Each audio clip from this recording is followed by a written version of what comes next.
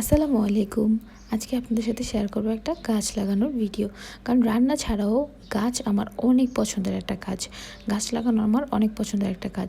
ওইদিন ভার্সিটি পরীক্ষা দিতে গিয়ে সেই চাঁদপুর সদর থেকে সরকারি যে সামনে থেকে আমি এই গাছটা নিয়ে এসেছিলাম অনেক কষ্ট করে, কারণ গাছটা আমার খুব পছন্দ হয়েছিল। তো তাই আপনাদের সাথে আজকে শেয়ার করব। চলুন প্রথমে মাটিটা তৈরি করে নিচ্ছি। এখানে দিয়ে দিয়েছি গোবরের মাটি, মানে গোবরের সার, জৈব সার যেটাকে বলে, দেন ছাই, বালি, মাটি, চারটাকে এবার ভালোভাবে মিক্স করে নিয়ে এবার টবটাকে ছিদ্র করে নিচ্ছি।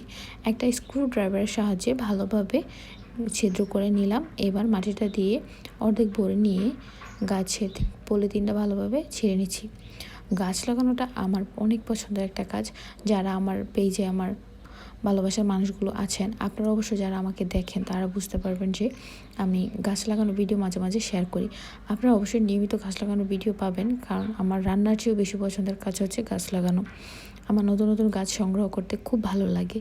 তো আজকে আর কি তাই করলাম, ভাবলাম যে আপনাদের সাথে একটু শেয়ার করি। এইটা হচ্ছে একটা গাছ, গাছের নামটা আমি জানি না, ভুলে গেছি। এটা শুধু শীতকালে পাতাটা এরকম লাল কালার হয়, অন্য সময় শুধু পাতাটা আম পাতার মতো এরকম সবুজ থাকে।